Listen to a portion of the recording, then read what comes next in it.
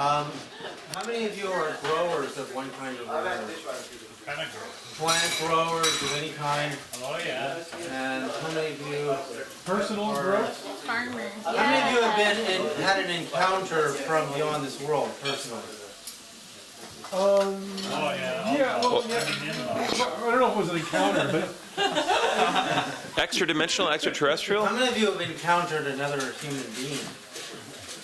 Really deeply. Okay, well that's good. That's just about as good. Well, my name is... Marked on this? Is this going to be on the final test? Absolutely. Absolutely. How to tell an extraterrestrial from a human. And I'll walk in impossible. Anyway, I was born in Alberta in 1961, and our family moved to Berkeley in 1965. So I was growing up in Berkeley in the 60s, and my dad, who was about to be a pro hockey player, really got into gurus and meditation and started getting his PhD in psychology at Berkeley. So we all grew up there as kids, and one day walking home from elementary school, I saw a flying saucer very close.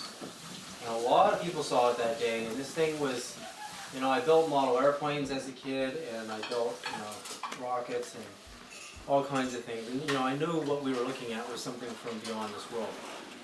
And how many of you have seen a craft or a light ship with your own eyes? You know, oh, good.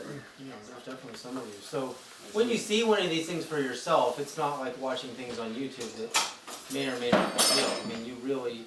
How many of you felt them? Like you could feel whatever was coming from that craft was either military or something beyond this world.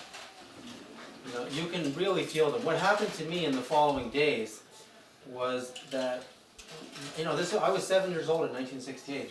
These beings started appearing in my dreams. They were tall, they had blonde hair and blue eyes, and they don't name their star system Pleiades, but they showed me what it looks like, and that's where they're from. And back in those days, there were no UFO conferences that I knew about, and I told my mom, you know, these beings are appearing to me, and their craft and all this stuff, and I just had no outlet. There was no way to resolve what was happening to me. Now we have communities, and we have a lot of people having contact from star beings. And, you know, growing up and by the time, let's see, my mom went through her second divorce in California, I was sent back to Vancouver, British Columbia, where my dad moved. He moved from Berkeley back to BC. And he got us all into gurus and meditation and yoga. So he really wanted all of his kids to be, you know, hardcore meditators and doing a lot of yoga and vegetarian food and these sort of things. And I really stuck at it. By the time I was 18, I was meditating every single day and never stopped meditating. There's a lot of breathing meditation, a lot of techniques that are very, very powerful. And I met with a lot of meditation masters from India over the years. But what impressed me most was that if you really stick at meditation, it really pays off big time. I mean, I smoked a lot of pot when I was in high school, did a lot of mushrooms and did a lot of fun things, but the meditation got better, way better than any of that stuff did for me. And eventually it gets so good, you literally start to open your third eye so deeply that by the time I was 33, I had an experience in Topanga, California, where my dad was living at that time, where Christ appeared to me fully in person, blinding like 1,000 of our sons, and opened my third eye so deeply that I could see spirits and beings all the time. And I could see them as clear as I can see you, and because this room is dark, I could see them even clearer than I can see you right now. And it was quite amazing, like almost every other night, waking up and feeling an electrical charge come into the room and jumping out of bed. And there are beings of different shapes and sizes. I've seen kind of bow-shaped beings like this with human kind of faces but no arms. I've seen balls of light this big speaking to me, telling me they're from the Arcturian star system, which I'd never heard of. I've had masters from different religions and beings that we've never even heard of. And this happened all the time. So at that point in my life, the meditation was so good that it was kind of like, I don't really need anything else to be able to see. But what I noticed was I have no control over who's showing up. And I really wanted to be in control. Just like when you tune a radio, you want to listen to this music and not that music. So what I'm going to show you here today is actually a little bit of proof that pyramids were built as what are known as crystal oscillators. And crystal oscillators in electronic circuits are tiny little pieces of quartz crystals that tune frequencies in your cell phone and your computer, so that any two or more crystals at the same frequency are in communication with each other. That's how radio communication works. You have a tuner, and then you have little quartz crystal amplifiers called transistors. There's about 3 billion of those in an Intel computer chip in here, amplifying signals. So it's all quartz, it's all crystal stone technology that's running this computer. And it turns out that's what's running us. That's what's running plants, is crystal. There's a German scientist named Fritz Albert Popp who proved that plants send faster than the speed of light signals. And he took measurements and found this to be true, and he found the origin of these signals were coming from the DNA. And your DNA is like a little coil. It's like a little, in electronics it's known as an inductor or a transmitter. And I said, well, an inductor won't send a faster than light signal. What's really doing it? What happens in plant cells is plants surround themselves with silica. I just read this amazing biological study at a major university recently. And you're going to see in a minute how silica, because silica is quartz crystal. And under the microscope, its molecular bond is three-sided pyramids, tetrahedrons. So you're going to see, so the radio signal comes off your DNA, goes through the silica around the cell wall in the plant, and goes faster than light. And if you're a vegetarian, or you eat a lot of vegetables, you're going to get a lot of silica. So your cells actually do the same thing. The question is, the fact that a cell can send a faster than light signal means, well, your phone can't talk to ET in another star system, but you can. If you know how to tune your frequencies in your body to that destination. And that's what it turns out some of these ancient pyramids are doing. So,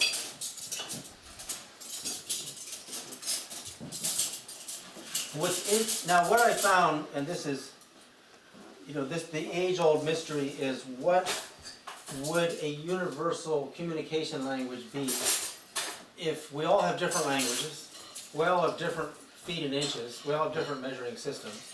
You can't imagine that an extraterrestrial is going to be using feet and inches or even metric. They might, but they might not. But it turns out in mathematics there is one language that remains universal regardless of your counting system, and that is frequency. I'll show you, whether using Greek feet or alien feet, the way you calculate the frequency of an oscillation. And I mainly focus on the oscillation frequencies of planets and star systems and planets. Is you take the distance around a star or planet, and you take the speed of light divided by what is known as the wavelength. So this is a forward propagating wave. So you measure from peak to peak. That's called a sine wave. You take the speed of light divided by that, and you get frequency. Now, it's the same for Earth. If you take the radius, if you know the radius of a planet or any star, which NASA knows the radius of dozens and dozens of star systems, well, you can calculate their frequencies. And I'll get a little more into that in a minute. Now, it turns out whether you're measuring in feet or inches, it doesn't matter how you measure. As long as you're using tiny units of measure, you always get the same number. So frequency is the universal language. It wouldn't matter how you measure something, the number of oscillations per second around a planet is going to be the same number. Your unit of measure and your math looks different, but the end number, the frequency number is the same. So that means that is the language the universe uses. It uses frequency. Can you hold this? Just hold it. I'll go get your cord. Yeah, the batteries. I know where it is. Those 9 and coils. I gotta get my cord too. Everybody's gotta get their cords. 2/3. Like your ear, how you work ear. How's that treating you? 6 in the whole universe. At least on this planet, it's found that it's about 96. Starts out like if you measure the inside of your ear, you'll find out 9, and then when it reaches That's all I know. center, it's where the center.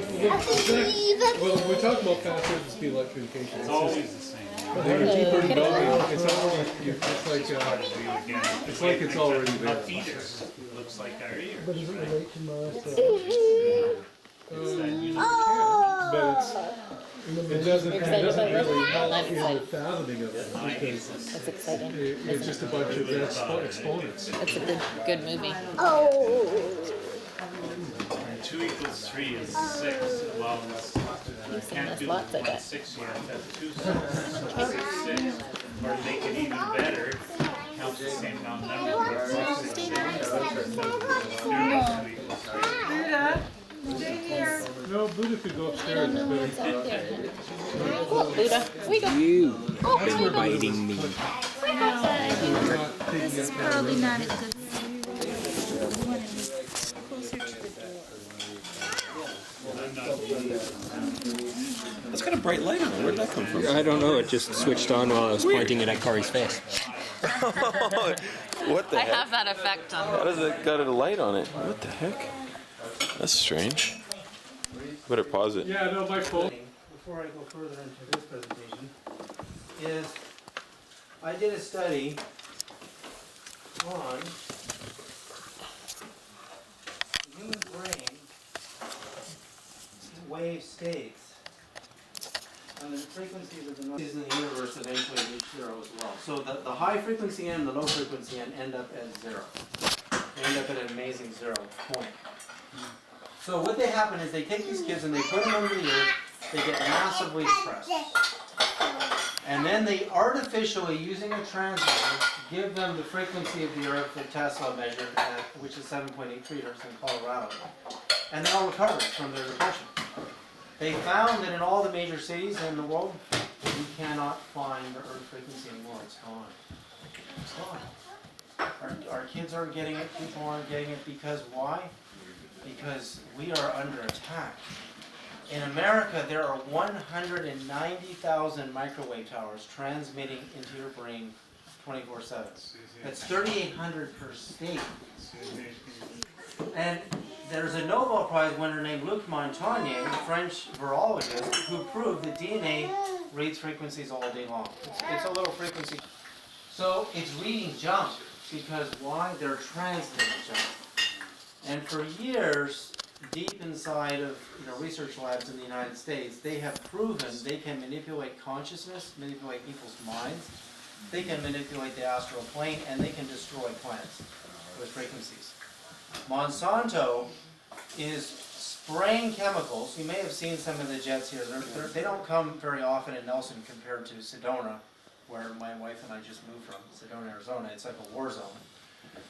What happens is, to transmit frequencies effectively, you need a conductive atmosphere. Now what you do is you just take, because the atmosphere and water are very similar, take distilled water and try to run some current through it with a voltmeter. Add a little bit of salt, it's running really well. Add some minerals and salt, running super well. Add some aluminum and barium sulfate, super, super well. That's what they're spraying on. They're spraying that and all kinds of stuff. So the reason they spray this aluminum and barium and all this stuff on us is to create a vaporous antenna to pump frequencies into your DNA. Now there was a study done. This is really, I'm going to tell you some really bad news and then some good news. There's a way out of this. But how many of you have heard of Robert Monroe, the Monroe Institute, where you go into these chambers in Virginia and you learn how to travel out of your body using binaural beats? Well, Monroe was very good at leaving his body. I mean, much better than I am at. I mean, I've been meditating for 35 years every day, and I can do it. I can do it a lot, but I can't do it like he could. So what they did this experiment where they surrounded his sleeping environment with a cage of wires. and they ran certain frequencies through the wires. And Monroe says, I can go out of my body, I see myself going through the wires, I get out, but with certain frequencies, he was trapped. Couldn't get out. Now, I know a lot of meditators who've been telling me it's harder and harder to get past Earth when they leave their body and they get out of their body. But there's a web. Now, remember, there's about 1,000 satellites transmitting microwaves all the time. There's 190,000 microwave towers in the United States, 3,800 per state. I'm not counting Canada and Europe and the rest of us. There's smart meters. There's chemtrails. There's HARP. And HARP is a small transmitter compared. I've searched on Google Earth and gone into logging roads in Alaska, near Nome, Alaska, where there's a lot of paranormal activity has been happening. They've got transmitters up in those mountains way bigger than HARP. I've seen them on Google Earth. And as soon as I published them, they blurred the Google Earth section on those transmitters. So these guys are transmitting some pretty heavy stuff on us. And this is one of the most pristine organic farming belts left in the world. Monsanto, if you watch the movie, there's a movie on the chemtrails called Why on the Earth Are They Spraying? It looks like organic farms are being targeted very, very seriously. And they not only target them with chemtrailing, the chemicals themselves, they target it with frequencies. Now let's go back to those cells in the tomato, just like your cells. And what they found, biologists found, is if the cell in the tomato or the vegetable has lots of silica, the invaders can't get in, pests. But silica is an oscillator. It's a crystal oscillator. It generates frequencies. It generates harmonic frequencies. Now, they can lower the energy of the cell by inducing certain frequencies, and then the invaders thrive. Actually, the sound of our sun, recorded by NASA, how it restructured water. This is what the water crystals look like after they received the sound of our sun. And I don't even know how it got to that screen. But yeah, it was the next one after this. Does it have to be certain notes? Well, that's what I do. I look at measurements. I take measurements in flowers and plants, different star systems, all the planets in our solar system, and I try pulsing my body with these frequencies, during meditation. And you just sit back and you watch what happens. And it's incredible, some of the stuff that happens. I mean, it gets utterly mind-blowing. We've had Pleiadian beings in our house. Our daughter has seen them. I've seen them. I've been conversing with them for years. They've been teaching me how to build a spacecraft. They've been teaching me about different dimensions. I mean, I could write books and books and books about the experiences I've had with different beings. And in fact, when I pulse my body with these two planets, Jupiter, the one night I just did Jupiter's frequencies. And I go out of body and I'm on one of Jupiter's moons, and there's these 8-foot tall men and women, gods and goddesses, with these purple metal breastplates, and lightning flashing in between their chests, and they're looking at me. I'm just this little man, and I'm holding my transmitter, and they're saying that they've been watching Earth for a long time, and they may intervene soon if they need to. And Jupiter and the Greek. The Roman system is the god of lightning. He's Zeus. He's the same thing. He's Indra. There's no difference. And I just met all these lightning beings, men and women, that night. When I did Saturn, that night, I dreamed that I'm meeting Tesla, and Tesla's living on Saturn. And Saturn is Dante's, I think it's his 7th heaven. Dante Alighieri, when he goes through the 9 levels of heaven. And I go there, and there's Tesla. And he's got a daughter on Saturn, and she's carving angels in this purple metal. And Tesla comes up to me, and he sticks his hand into my brain, and he adjusts something. And he said, now go look in the mirror and see who you really are. It's kind of like an interest. I was a little nervous, and I go and look in the mirror, and I just start glowing with light. And then there's a tear. My astral body rips open, and my light body emerges out of the astral form, and just an explosion of light that went out into these rings of light. And of course, Saturn is this ring system of expanding energy in rings. So it's really fantastic. In fact, Pythagoras also said that all the 9 planets are inhabited by astral beings. Dante found the same thing to be true. So we're very dense organic beings. Most of the matter that we're made of vibrates in the megahertz spectrum, in the million waves per second spectrum. And you're going to see, as the internet gets, there's a few elements on the periodic table that are in the gigahertz spectrum. But when we start running the crystal oscillators in our technology into the next wave, which is going to get to terahertz, trillion hertz waves, you're going to see spirits and spiritual beings interfacing through technology. What I've done is I've developed a system and a series of transmitters that can transmit harmonic geometrical waves into plants. I believe some of these harmonics could solve the problem we're having with the colony collapse disorder of bees. I mean, we're losing our bees. It's an enormous, enormous problem. I mean, anybody who knows anything about agriculture knows this. I believe the bees are dying in mass numbers because, once again, with all these microwaves, you're weakening the energy of the cell. Once you weaken the energy of the cells, the forest fly and all the predators come in because they see the energy going down, and they know they can win the battle, and they take over and they win. Just like the increase in the wasp, and so the predators are winning because the energy level of the plants and the cells in all living systems are going down. So what we want to do is raise the vibration using harmonic geometrical energy fields through transmitters. And these transmitters employ gems. We use rubies, we use tourmaline, and then we build transmitters that I connect them to tube amps. I use tube amps because they're very pure and warm and analog. Nice. And we transmit, and we can take measurements at great distances away from our transmitters and see the effects of what's happening. We've done aura camera studies on people and see incredible benefits to being in these harmonic fields. So that's kind of like a general overview of some of my work. I mean, I combine meditation and breathing techniques with harmonics to really deepen a person's experience. But where we're going now, I believe if people don't wake up, the organic industry will be gone. Monsanto is doing this. They're the ones hiring the companies to spray. They're the ones transmitting the frequencies, and they can target an organic farming community from a satellite. Monsatan. Monsatan. That's just what I call it, Monsatan. Yeah. Yeah, and what we've done is we've mapped the frequencies of all these star systems, Pleiades, this is Alpha Centauri A and B, Sirius A and B. And what's the amazing thing about stars is they're all different sizes. So they're all different frequencies. So the universe doesn't get confused. It's like, why does your cell phone ring and not 10 other people's or a million other people's? Because they're all different frequencies. So you're a different frequency, you're a different frequency.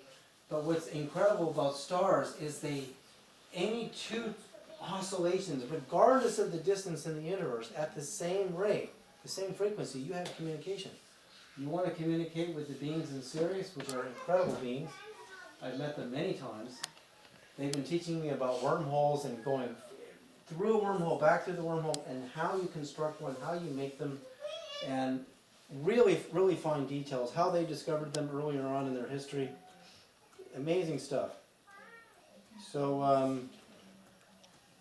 these are some of the Pleiadians have been the #1 visitors in our house. We've seen them a lot. My little daughter has seen them. The Big Dipper. There's an amazing scene in the movie The Secret Life of Plants. I'll tell you about an experience I just had recently.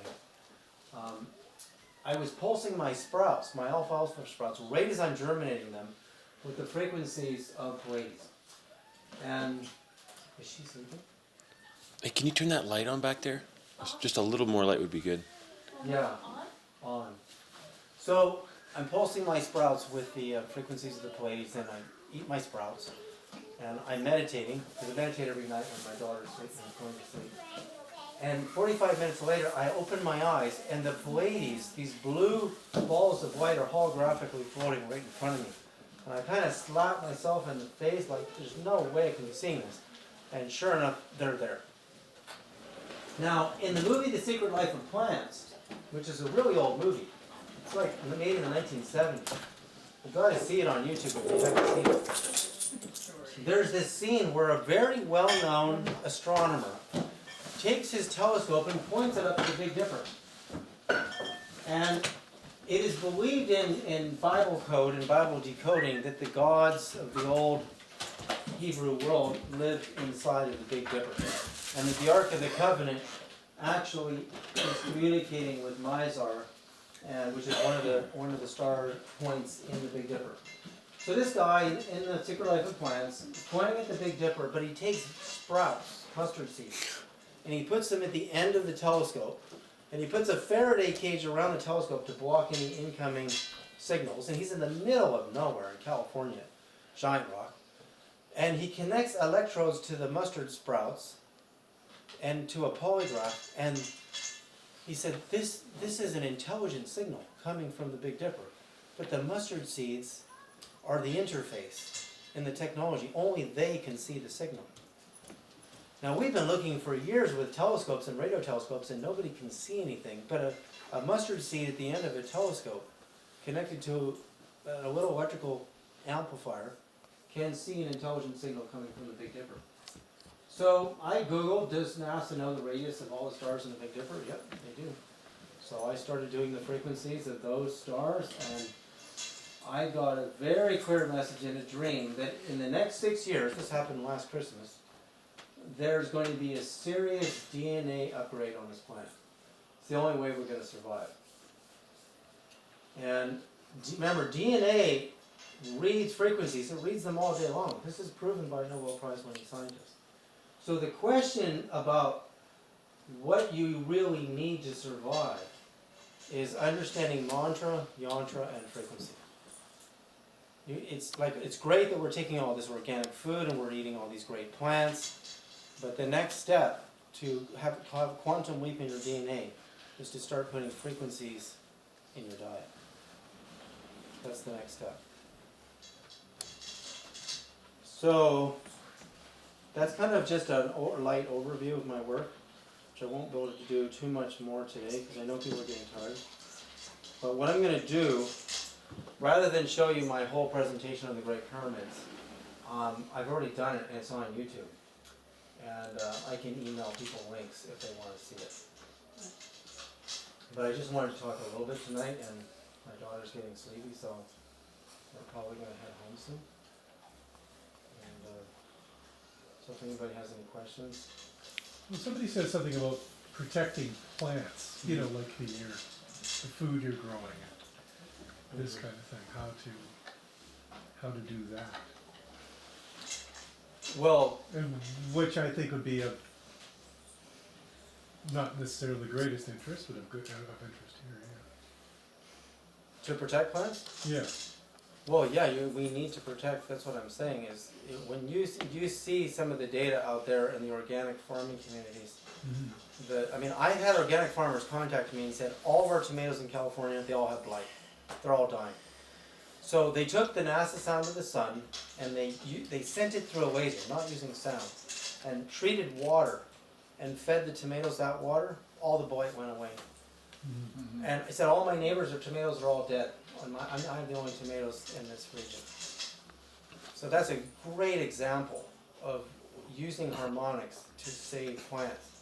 But why the organic farms? Why do they all have blight? Because there's somebody using frequencies on beaming into these farming communities that are doing this. Well, I think the really important thing is that we certainly can create those harmonic frequencies through meditation, like you're saying, and through different forms of meditation and prayer, and our consciousness can create these fields as well. And like, Absolutely. and the joined consciousness is phenomenal. It's exponential. When we join our consciousness, how much more we can put the energies back in phase in a natural harmonic way. Well, I believe in Egypt they use, all the math I've done on the Great Pyramid of Egypt and the pyramids of Central America prove, and those were very strong at one time in history. Robert Temple, who wrote The Serious Mystery, believes they were very strong agricultural regions. Now they're just barren deserts. you know, where, you know, you've got the Nile, you know, going through there, but, you know, that's basically the heart of a microwave oven. It's called a magnetron, which is, see these little satellite chambers? You trap frequencies inside of a metal cavity, and basically the wavelength of the circumference of the circle determines the frequency, and that's how your microwave oven works. You ever seen a crop circle pattern? Yeah. Looks just like that, doesn't it? Satellite circles, main circle. See? Now, why would you make a pyramid with that much insulating material and just these little resonant chambers inside? Because with resonant cavities, to generate these frequencies, you have to trap them. Otherwise, they just go through the material and escape. And then you use these channels to actually beam them out. And so I did a lot of math on all of these pyramids. I mean, the local minds believe these pyramids were built by Palladians who traveled here and through stargates that were actually a technology that allowed them to quantum link between their star system and ours. Well, from space, looking down, these are all in the ratio of these stars.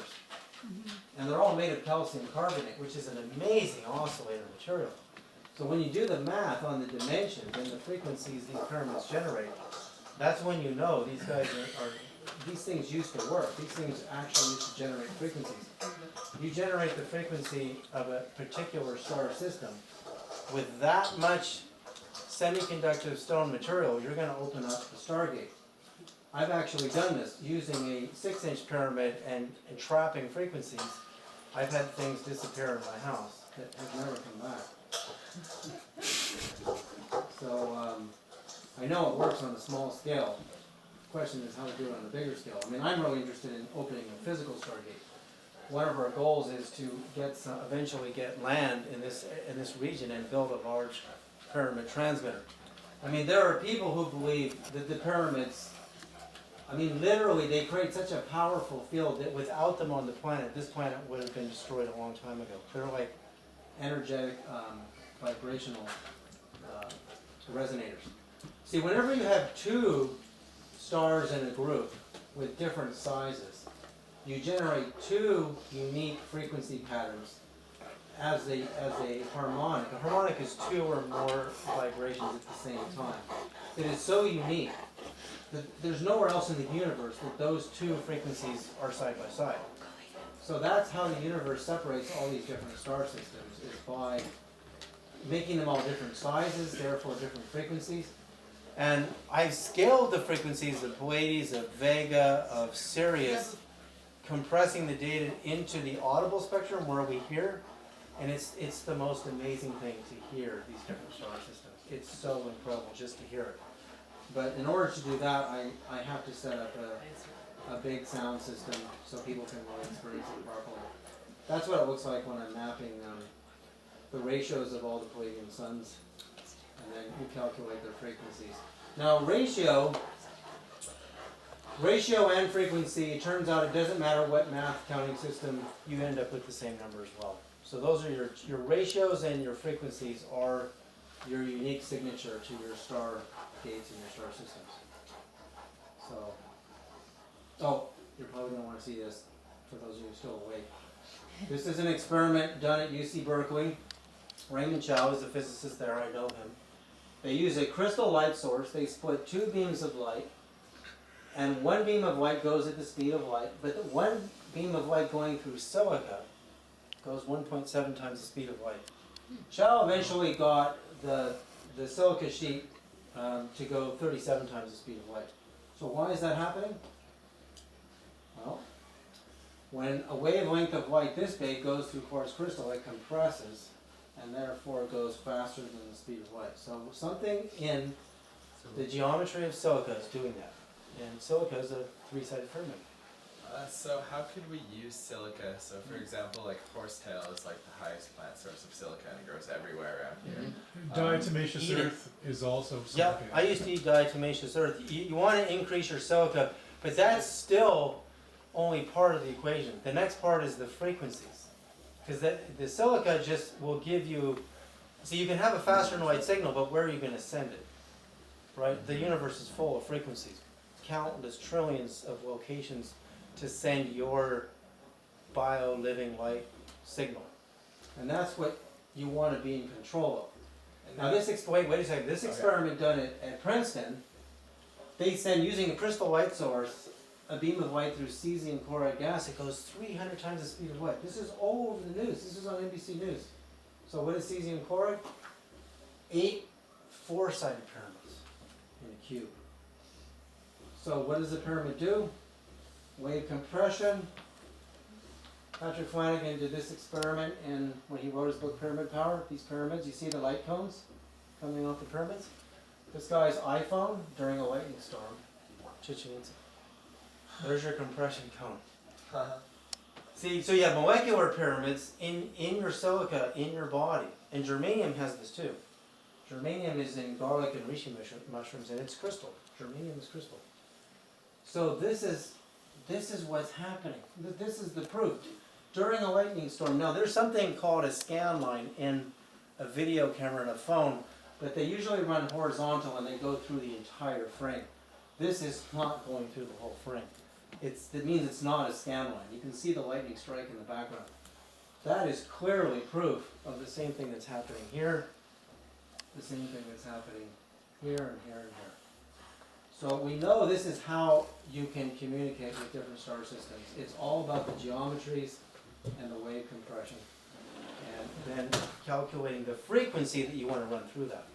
Can you talk about the use of gold, like monatomic gold, for example, as a superconductor? Well, see, to make an oscillator, you need quartz and you need gold, or silver, or iron. So you need the metal and you need the crystal. They don't work without each other.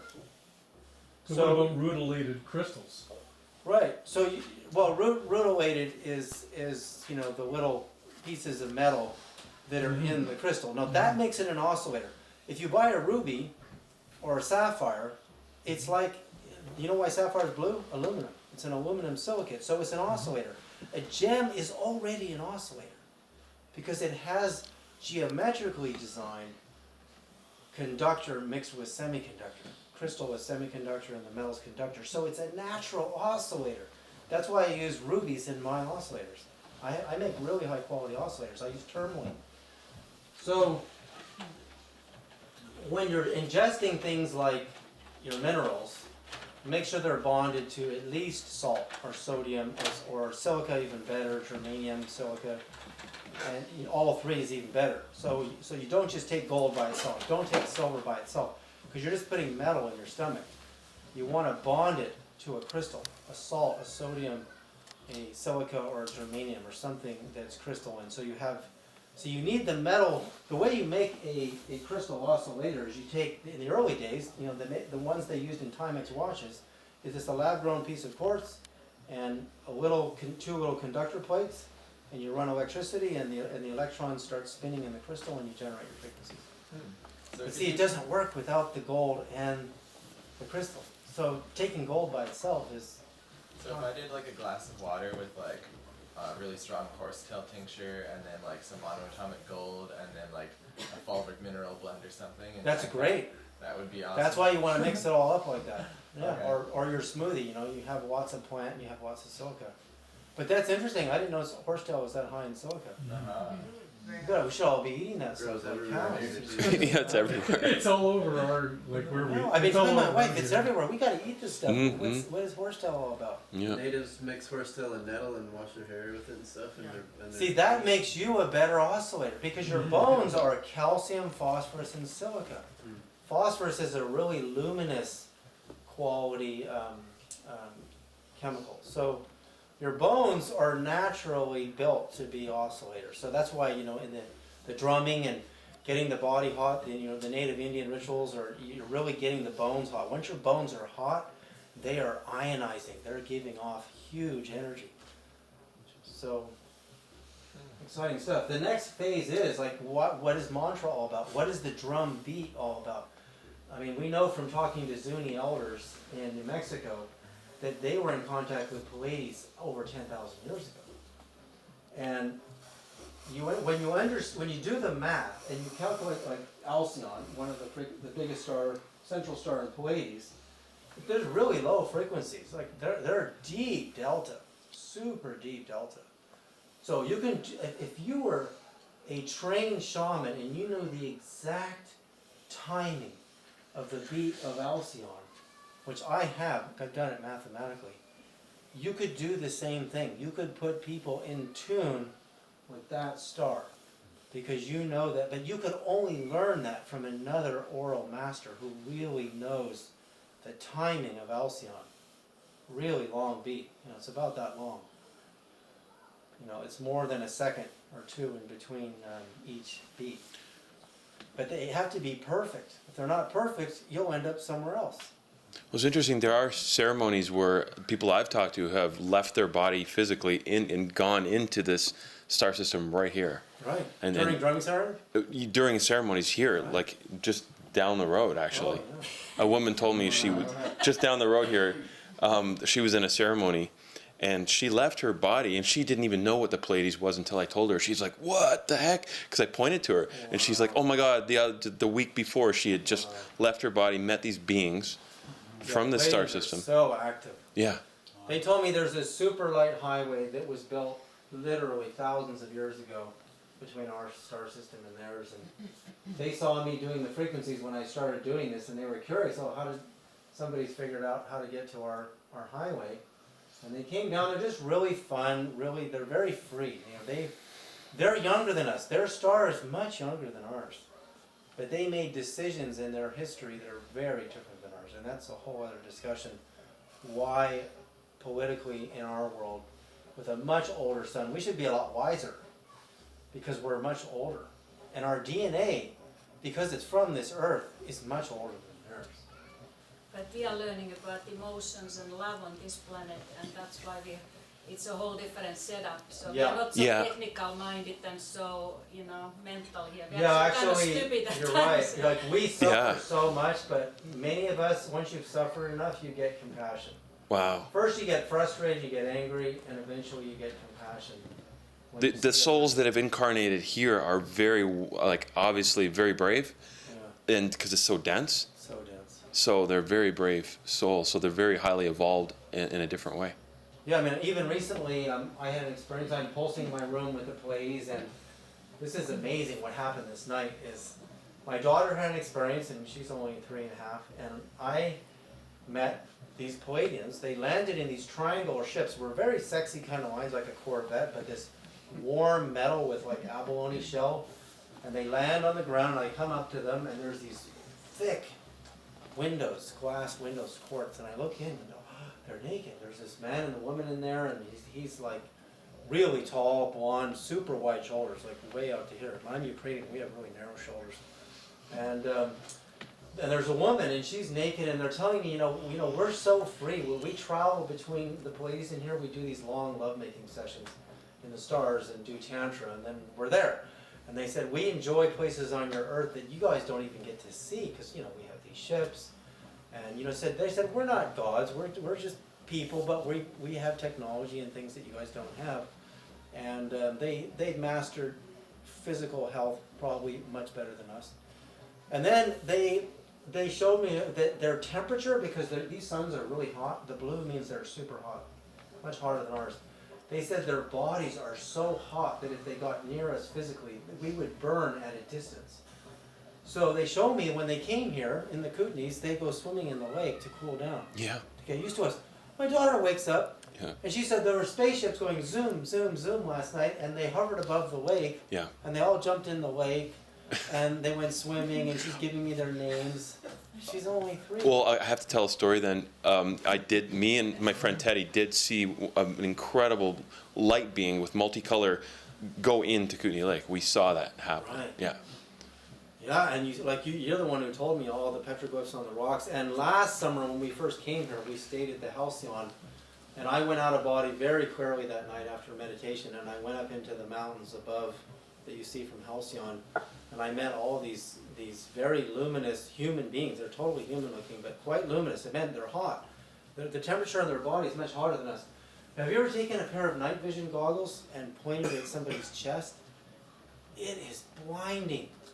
Like, we are light beings. I mean, you take night vision goggles, try it, and point it at someone's chest, and you got to take off the goggles. You're going to burn your eyes. That's light coming off of you. We are hot light beings. But they are hotter. Their temperature is hotter. They have more silica in them. They can withstand higher temperatures than us. NASA thinks everything has to be the right temperature. You can't survive. NASA has found water near black holes surviving. How does that happen? You know the temperature near a black hole? With all those, so it's not, we don't understand temperature, is what I'm saying.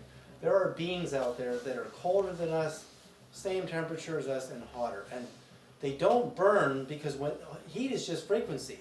So when your physical frequency is higher, you're hotter. And if you met one of us, yeah, you burn them. It would hurt. Well, when you can raise your frequency, you walk on fire, walk through fire. You have to match the frequency. Yeah, I've done fire walking. Yeah. Your feet don't burn. Then you're in phase on that frequency. Yeah. Are the Greys still here? I've met them a few times. I've really messed them up in the encounters I've had with them. But they messed me up really bad. Like one night in Sedona, and this is during the years that I would see ghosts and star beings full 3D with my eyes open all the time. It's happening almost every other night. And I'm actually in a lucid dream, and I see this man in white coveralls in a white van, and I look at him and I go, "You're not human." And I throw him with my mind, and he crashes into these garbage cans, and he gets up and he's a gray. And he looks at me, and he envelops my consciousness, which is known as the hive. The gray have this collective brain. And that was not nice. I was stuck in the hive for hours. My body got colder and colder. So the Greys are colder than us, so it's not warming.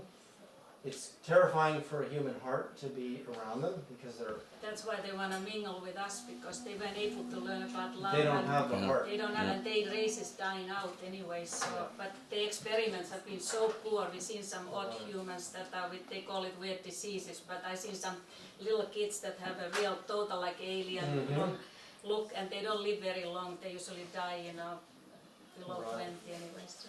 Yeah, no. I was stuck in the hive for a long time that night. My wife was up, and this is the funny thing. Is I did Hail Marys, I did Buddha prayers, I did every prayer I know. They wouldn't go away.